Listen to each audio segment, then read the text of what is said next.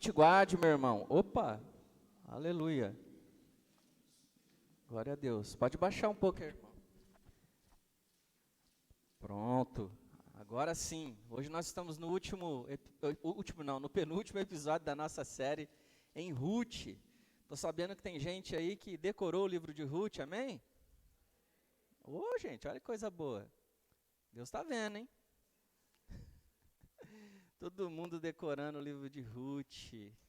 Hoje conversando um pouquinho sobre descanso e proteção. Quem não precisa disso, né, gente? No final do capítulo 2, em Ruth, vimos Noemi já vislumbrando possibilidades de que Boaz se tornasse o benfeitor que traria boas notícias a uma história cheia de tragédia, cheia de dificuldades, cheia de desilusões. E ela começa a enxergar aí uma nuvem de bênçãos, uma nuvem de paz, uma nuvem de novos dias. Quem não está à esperança disso, né?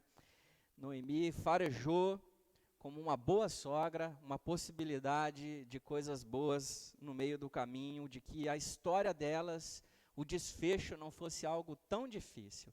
E se você estivesse se sentindo assim um pouco perdido e gostaria de saber o que está acontecendo, eu convido primeiro você a ler Ruth. Segundo, você pode ir lá no Spotify e ouvir as nossas mensagens, ou se você gosta de ver pelo YouTube, tem por lá também. Mas quando a gente entra lá no capítulo 3, a gente vê Noemi se manifestando como talvez aqui um outro clímax, um outro ponto importante na história delas aqui, e o texto diz assim: minha filha, Noemi dizendo a Ruth, preciso arranjar um marido para você, a fim de que você tenha um lar. E esse texto aqui, esse pedacinho, é cheio de lições para nós, quando consideramos o contexto histórico, os elementos históricos ali daquele momento. Mas descanso e proteção são uma das nossas causas de necessidades básicas. Descanso e proteção. Quem não gostaria de descanso e proteção? Tem alguém aqui que está tranquilo, está super cansado e fala, uau, quero mais cansaço, quero mais cansaço, quero mais trabalho, quero mais problema para eu resolver. Alguém está assim, nesse nível? Gente apaixonada por cansaço. Proteção, para que proteção, rapaz? Pula na neve, não é o nosso caso, né, gente? Não sei nadar, pula no mar, que é meu caso, né? Assim, o Senhor vai me segurar.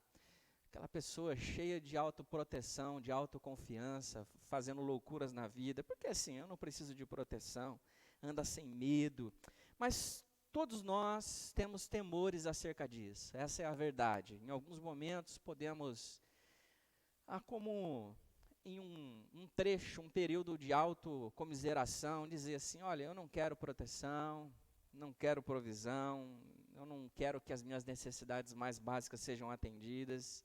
Mesmo criancinha, sentimos, por vezes, essa sombra de desproteção. Dizem que a minha filha está vivendo algum tipo de síndrome agora que tem a ver com o pânico de ficar sem a mãe.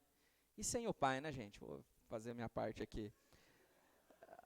Mas, na verdade, aquela coisa, aquele medo de perder, e ela acorda mais ainda do que ela tem acordado, gritando mãe, pai. E aí eu vou correndo, o papai está chegando, filha. Não é bem assim, né? A gente acorda, abre um olho, depois abre o outro. Mas esse medo de proteção, eu quero me sentir protegido. Inclusive, casais se divorciam porque não se sentem seguros e protegidos. Cansaço é uma das outras necessidades.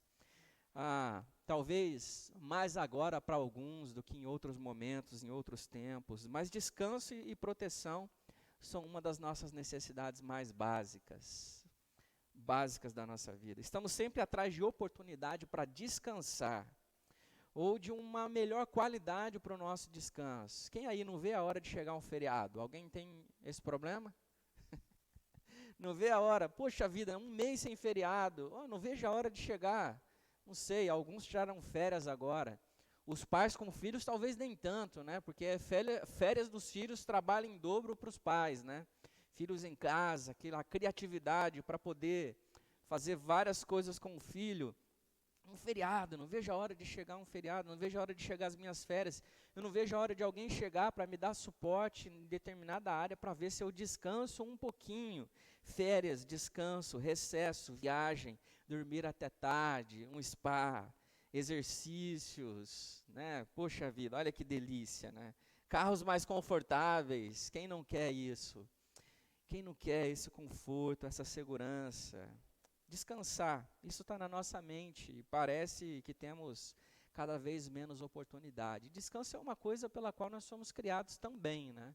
Não é só trabalho. Nós temos um Deus que cria todas as coisas em 6, ao final do dia ele aprecia a obra de suas mãos. E no 7º ele descansa, sai de cena, ensina para nós que ele é o cuidador de todas as coisas, soberano sobre tudo, mesmo naqueles dias em que parece que ele está descansando. E ele diz, descanse, descanse.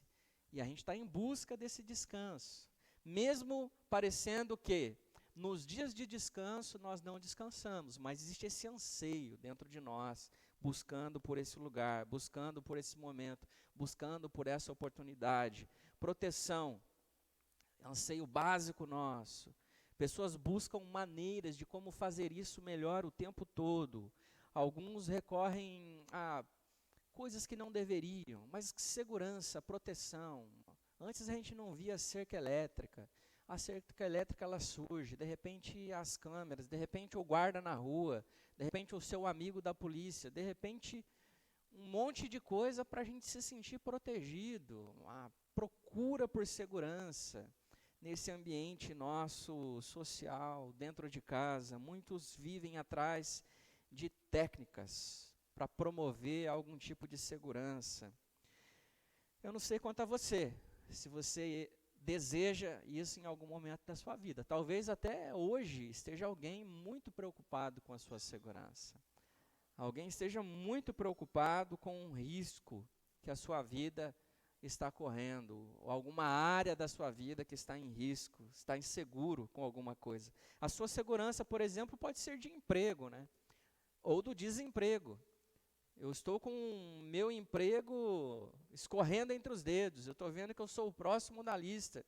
Ou o emprego que ele já se foi, não vem mais, perdi meu emprego, preciso que o Senhor se manifeste de alguma maneira, faça um milagre em minha vida e me dê uma oportunidade novamente para eu sustentar a minha casa. Vê como as coisas estão entrelaçadas. Queremos proteção na área da saúde, alguns levam isso um pouco mais a sério, vão para a academia, comem melhor, diminui a fritura, faz um monte de coisa que Deus não gosta, diminui fritura, essas coisas.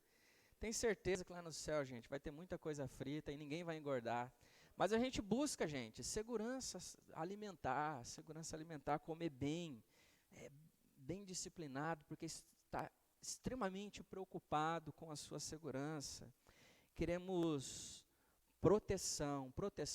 Ruth e Noemi, elas também precisam de descanso e proteção. Essa busca nossa, talvez até desenfreada, por segurança, por descanso, por proteção.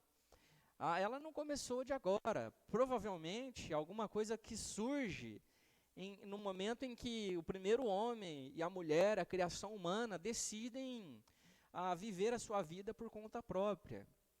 Que havia uma oportunidade para conhecer coisas que Deus não conheceria, e talvez eles pudessem trocar uma ideia de Deus para Deus, para definir e decidir que vida seria melhor. Então entra nesse momento da história esse anseio nosso por proteção e descanso. Ruth e Noemi, elas não são diferentes de nós, elas também precisam de descanso e proteção, em contextos diferentes, cultura diferente, tempos diferentes, obviamente, mas o sentimento humano, o desejo humano, muito similar ao que muitos de nós sentem ainda hoje, sentado nessa cadeira, ou algum amigo seu que você conhece e que esteja tão aflito, sobretudo nesses dois temas. E nesse episódio, nós encontraremos aqui o Senhor providenciando, o Senhor providencialmente se manifestando e enviando um homem capaz de oferecer essas condições a essas duas mulheres.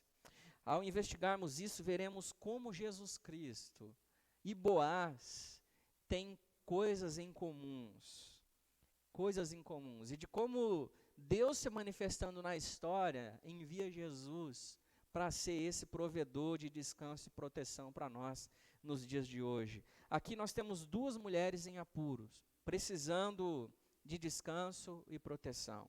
Ruth está precisando de um lar, um abrigo, um refúgio para se acolher. Fugiram da fome, perderam mais do que pensaram, perderam os seus entes mais queridos, os homens, os provedores daquela casa, marido, filhos, casados, elas perderam, simplesmente. Logo em seguida, pede uma delas, que vão embora e abandonam. Em seguida, elas não se vê mais para onde ir. A gente vê Noemi, por exemplo, desejando que o seu nome fosse trocado. Não havia mais alegria, só amargura. Então, eu preciso de tudo, Eu preciso que a minha vida tenha algum tipo de proteção. Eu preciso de algum tipo de provisão. Eu preciso de algum tipo de descanso para essa vida amargurada. No caminho de volta, quem sabe, de volta para um ambiente de obediência a Deus, encontrar ali abrigo, encontrar ali alívio para esse coração tão amargurado, para uma história tão marcada. Na mensagem anterior, vimos como Ruth foi protegida, cuidada ao trabalhar nos campos de Boaz. Parece ser um bom candidato aqui para servir de um abrigo protetor num ambiente de oásis. Quem não espera um oásis no meio do deserto da vida? Quem não espera encontrar água em dias tão atribulados? Água para a alma, refrigério para a alma, para o coração. Algo que possa nos acalmar desse desespero em que nos encontramos em alguns momentos da vida. Às vezes isso é um contexto familiar. Algo está acontecendo na família e que tem tirado as noites de sono. Às vezes isso tem a ver com o ambiente econômico, financeiro da família. Às vezes isso tem a ver com questões emocionais, de identidade, de como está se percebendo dentro do casamento, dentro da família. De como talvez você está se sentindo deslocado diante de tanta coisa que tem acontecido. Às vezes isso tem a ver, como eu disse, com emprego, mas às vezes isso tem a ver com as escolhas da vida, acerca de profissão. Que curso fazer, para onde eu vou, o que vai ser da minha vida, com 20 anos, com 25 anos, com 30, com 35, outros com 50, em crises profundas. Parece que a vida nunca acaba as crises. Diz que a criança tem saltos, aí diz que a adolescente passa por algumas fases difíceis, aí diz que o jovem passa por umas crises do 20, depois tem do 25, do 30, meus irmãos, a crise não acaba. Estava conversando com um amigo aqui da igreja, não vou expô-lo, mas ele estava dizendo assim, poxa vida, a gente não namora, a pessoa diz quando a gente vai namorar. A gente está namorando, pergunta quando a gente vai casar. E quando a gente casa, pergunta quando a gente vai ter filho. E depois você amadurece e as pessoas começam a perguntar, cadê os seus netos? Porque os filhos dos seus filhos ainda não tiveram filhos. Então, eu não cheguei nessa fase ainda, mas ela não acaba, meus amigos. Não acaba. Essa crise o tempo todo. Essa necessidade de ser protegido, de ser acolhido, de ser suprido, de ter algum tipo de descanso. Elas precisavam de um homem, e elas encontraram naquele dia um homem chamado Boaz, alguém que pudesse prover descanso, proteção. Ruth agora é parte do povo de Deus, ela foi acolhida como parte do povo de Deus, e assim esse homem piedoso, Boaz, ele pode ser esse homem de Deus, para prover proteção, descanso para essa mulher, casando-se com ela, mudando aquela história, mudando o rumo da vida dela, tendo se tornado agora alguém crente de que Deus é Deus soberano sobre todas as coisas, de que Deus havia elegido um povo na história para fazer diferença na história, e a qual desse povo nasceria aquele que mudaria de fato o rumo de toda a história. Então agora ela se casa, está aberta a viver, a fazer parte daquele povo, daqueles costumes. E Noemi tem um plano. Ela chega para Ruth e diz, eu tenho um plano, eu tenho uma ideia para você. para a gente acabar com isso. E lá em Ruth, no capítulo 3, versículo 2 a 4, diz o seguinte: você lembra que Boaz, o homem que a deixou trabalhar com as suas empregadas, é um dos nossos parentes? Você lembra? Ele é um dos nossos parentes. Pois bem, esta noite ele vai debulhar a cevada. Faça o seguinte: lave-se, ponha perfume e vista o seu melhor vestido. Depois vá até o lugar onde Boaz está trabalhando, mas não o deixe saber que você está ali, até que ele acabe de comer e de beber. Quando Boaz for dormir, olhe bem onde ele vai se deitar. Então vá, levante a coberta dos pés dele e deite-se ali. Ele dirá o que você deve fazer. Essa é a ideia da sogra. Muito difícil para nós, ocidentais, ler isso e pensar que isso não parte de uma ideia mirabolante, sorrateira, estranha, audaciosa, para não dizer outras coisas. É ou não é verdade? Mas a gente precisa entender o contexto, o seu tempo, e entender que existem vários símbolos que a gente não pretende emergir agora nessa reflexão, que estava dando a entender que ela estava interessada em casar-se com Boaz. E algumas coisas que poderiam acontecer naquela noite, que não tem a ver com ato sexual, aprovaria aquele casamento ou não, sairiam dali com uma aliança formada, com um casamento programado, mas essa foi a ideia da sogra. Você deve pensar que essa sogra é uma bênção, e ela é uma bênção, como a sua sogra. A verdade é que Noemi arriscou. Ela viu uma possibilidade e talvez ela tenha tentado forçar um pouco a providência de Deus como nós fazemos. Vamos dar uma forçadinha, vamos dar uma força para Deus. A gente já viu isso anteriormente. Talvez andando com Elimeleque, seu esposo, ficou audaciosa como ele e decidiu dar uma ajudinha a Deus também ali. Talvez a ideia fosse mesmo a de colocar Ruth numa situação tanto dúbia, com vários possíveis caminhos a seguir, coisas que não se teria controle, mas ela tinha que correr o risco. Talvez como a gente, não tem mais o que fazer na vida, eu acho que eu vou fazer alguma coisa agora para ajudar a Deus. A coisa está tão difícil, tão complicada, Deus, que pior do que está não fica. Pior do que eu estou vivendo agora não é possível, então eu vou correr todos os riscos, vou fazer tudo o que eu preciso agora.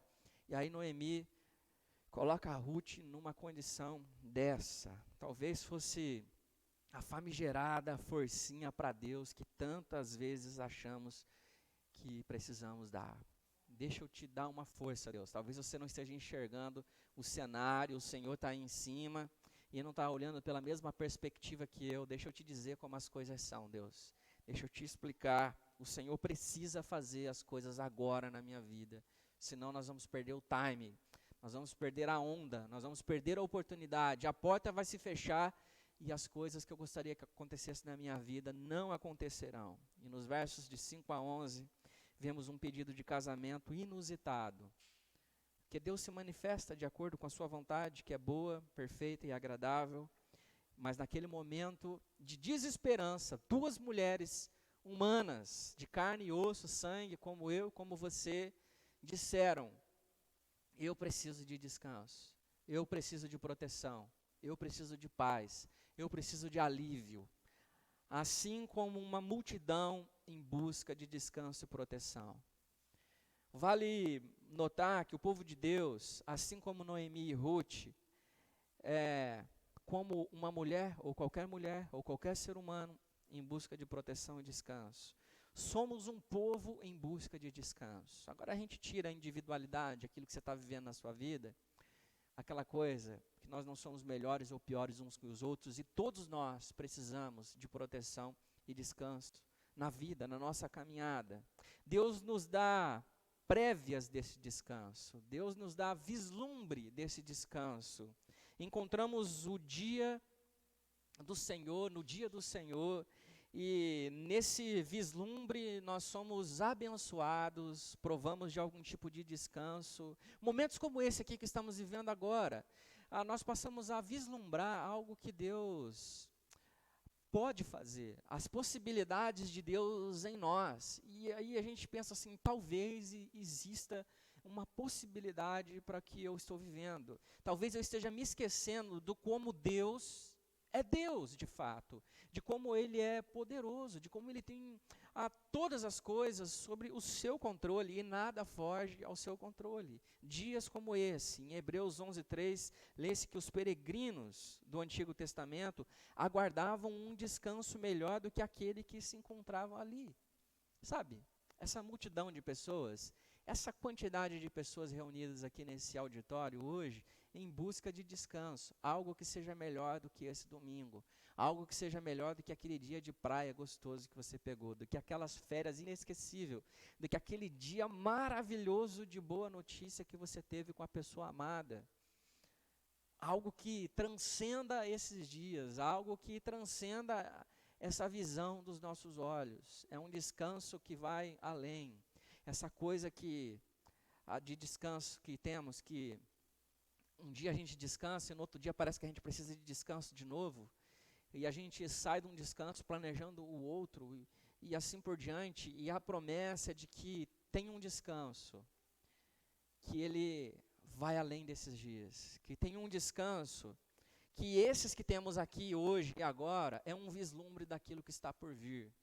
Não é como se o nosso cansaço não fosse saciado com dias de descanso, mas os dias de descanso, eles vêm para nos lembrar de que existe um grande descanso para a nossa alma, para as nossas dores, para os nossos dilemas, para as rupturas, para as nossas percas. Você crê nisso? Não é uma promessa feita num domingo à noite, numa igreja, em bairro novo, mas é uma promessa eterna, de um Deus eterno, de um Deus poderoso, que tem um descanso que vai além. Na peregrinação, precisamos de proteção contra o mundo, o diabo, a nossa natureza caída, o nosso desejo de fazer as coisas à nossa própria vontade, ou do próprio inimigo se manifestando, oferecendo a nós atalhos. Então nós precisamos do descanso e proteção do Senhor.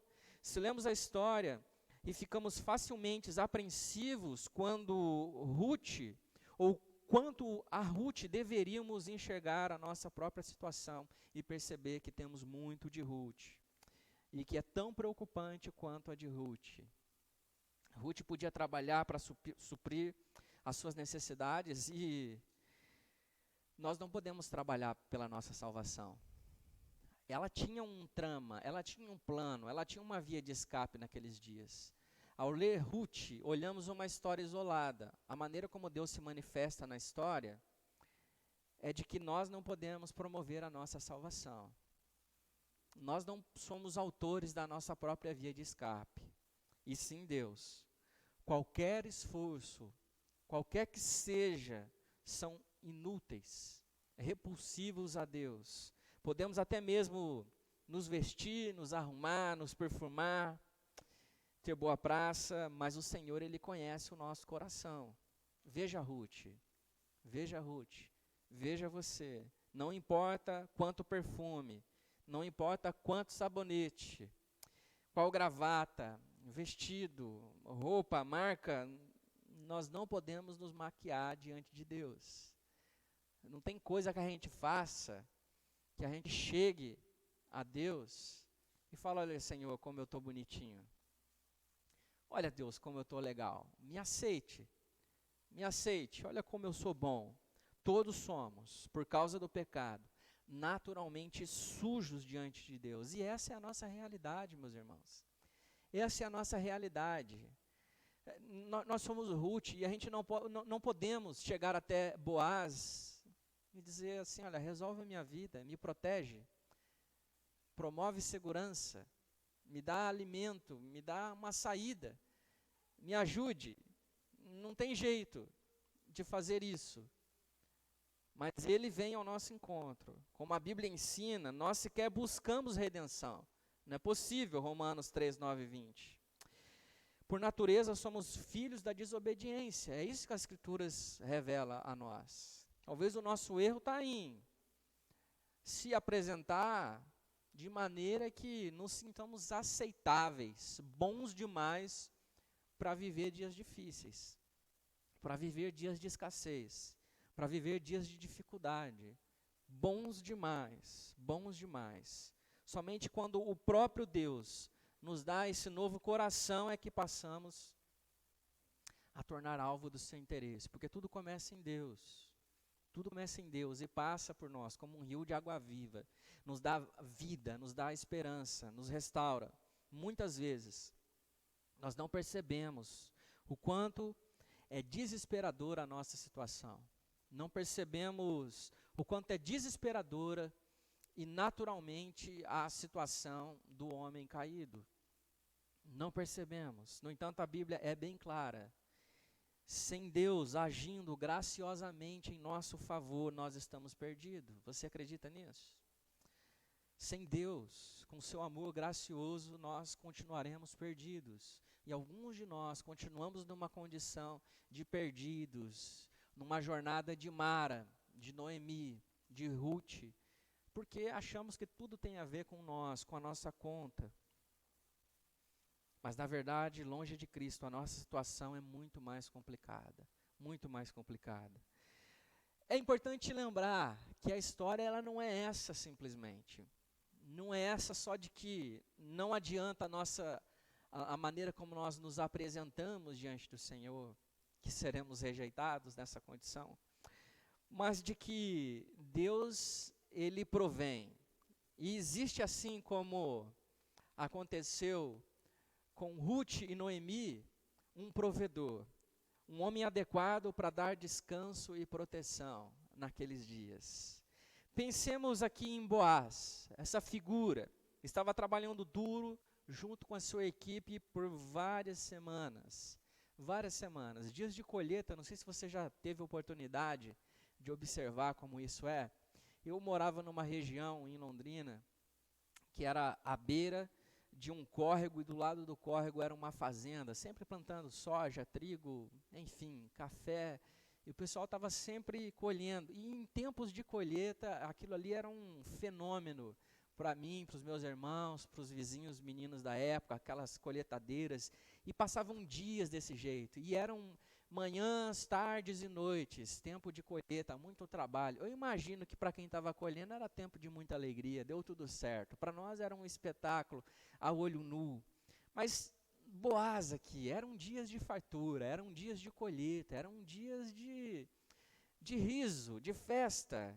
E chega assim ao final de cada dia, e naquele dia, ainda não acabado o trabalho, mas quase na reta final, ele celebrando o fim da colheita, vem chegando aquele dia de milagre, de prosperidade. Ele vai dormir com seu coração alegre, havia comido, tomado vinho, esperando o dia seguinte chegar. Esse era Boaz. Ele vai se deitar tranquilo, cansado e feliz, e é bom demais, não é verdade? Você chegar depois de um dia cansado de trabalho, você poder tirar a roupa suja, tomar um banho, descansar, celebrar, estar com a família, estar com as pessoas próximas de você ali celebrando, cabeça no travesseiro, descansando, imaginando as boas coisas que Deus tem feito. E existem pessoas que há muito tempo não fazem isso. Então acontece algo inusitado. O que é isso? O que é que se passa? O que está acontecendo aqui? Quem é que está aqui? Algo assustador aconteceu naquele momento, naquela noite, algo que talvez ele não esperasse, um barulho, um sonho, um pesadelo. O que está acontecendo aqui? Boaz talvez levando aqui aquele susto com um vulto aos seus pés, alguns de nós sairia correndo, derrubava a barraca, tudo, pulava a janela. Desespero, o que é isso? O que está acontecendo? E tem uma mulher aqui, uma mulher. Quem és tu? Quem é você? O que você está fazendo aqui? Como você entra numa situação dessa? O que está acontecendo? Como eu posso te ajudar? Tem alguma coisa que eu possa fazer por você? Eu sou Ruth, a sua serva. Você é o meu resgatador. Você é o meu provedor de segurança. Você é a pessoa que eu espero, aguardo, para que promova proteção, para que promova descanso para mim, para minha casa. minha sogra. Você é a pessoa que eu espero para trazer um pouco de luz, que mude o rumo da minha história, que mude o rumo das coisas. Fazia parte da cultura do seu tempo, estabelecida por Deus, através das leis, de que alguém deveria ser o resgatador em situações parecidas com essa. Levítico 25 afirma isso. Goel, uma figura interessante, descrita como alguém que resgata, alguém que livra, alguém que restaura a condição de família para aquelas mulheres que estão na condição de Ruth e Noemi. Alguém que restaura família, alguém, um parente, a linhagem, que acolhe, que dá proteção, que provém as necessidades básicas. É lindo observar como Deus ele se manifesta na história. É lindo ver como Deus ele está interessado na família. É lindo como Deus, logo no início, quando fala sobre família, quando fala sobre um povo, ele promove o ambiente de família, de casa, de como isso está nos planos de Deus.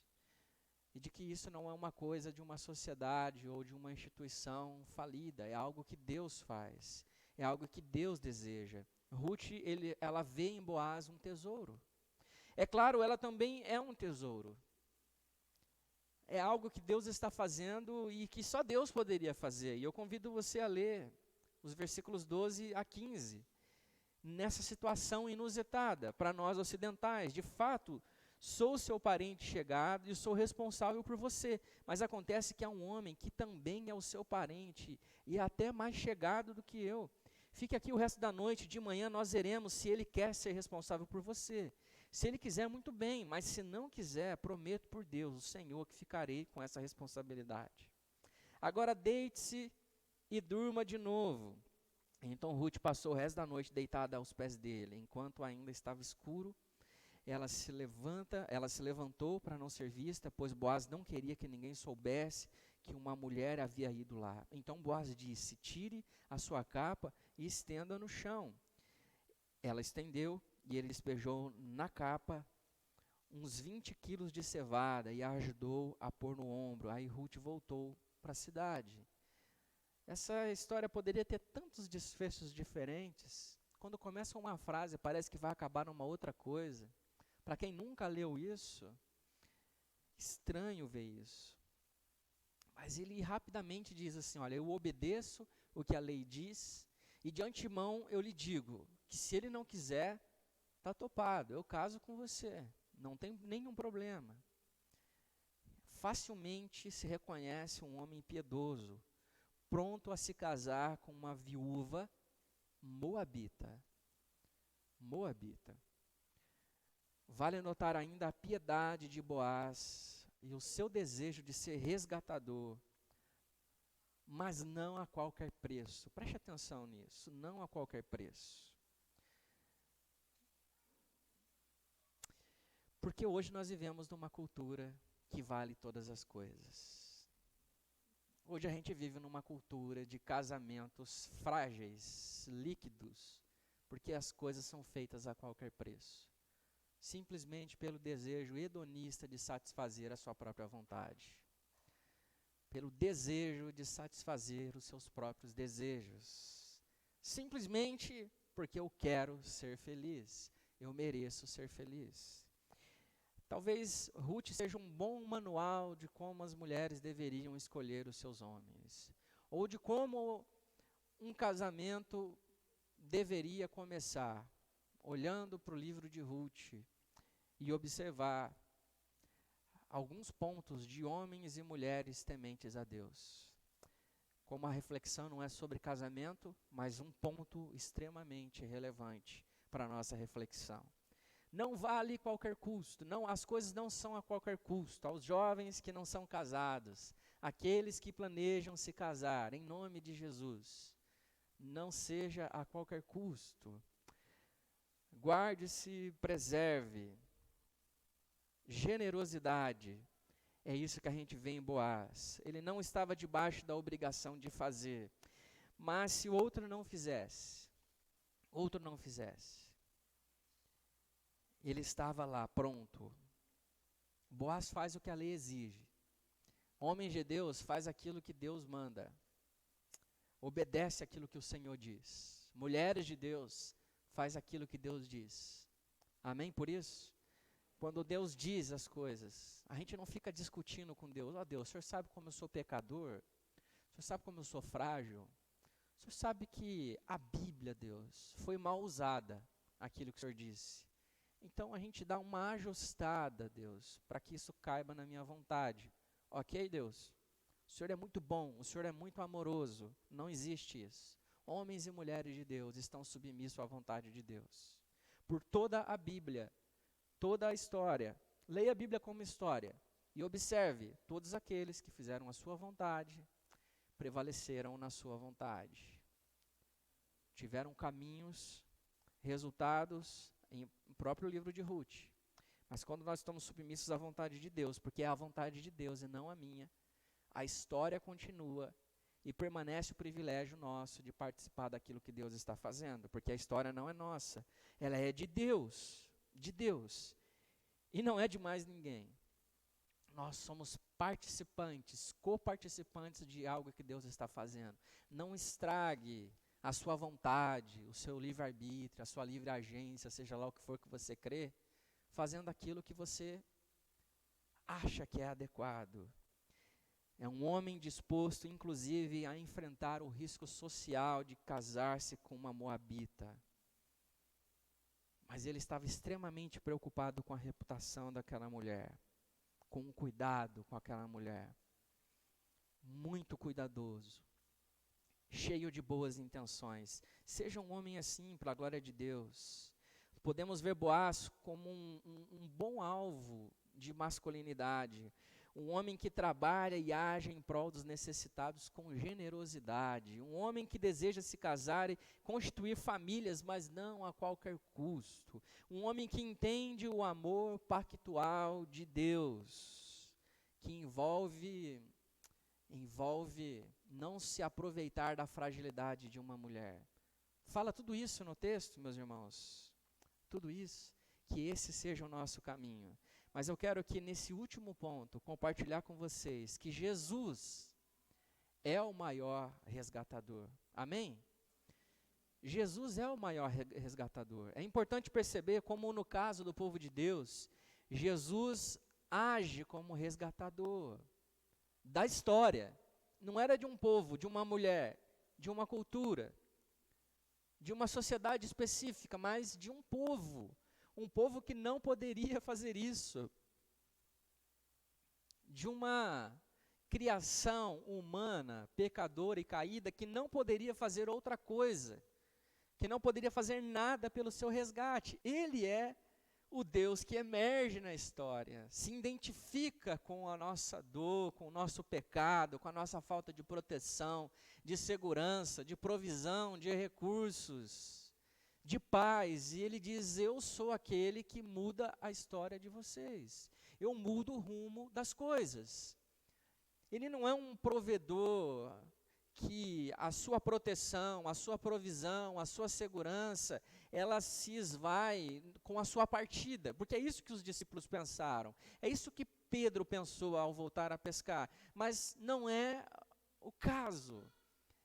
Ele não é só o Deus que emerge na história, vive como homem, morre, mas é aquele que ao terceiro dia ressuscita, é encontrado ou não encontrado numa tumba vazia, mas encontrado à mesa, na fogueira, partilhando o pão e a vida com os seus discípulos. É isso que ele faz. A dívida que o nosso representante, Adão, adquiriu, precisa ser redimida, paga por outro representante que também não fosse como eu e como você. E Deus, Filho, se fez homem para que essa dívida fosse paga.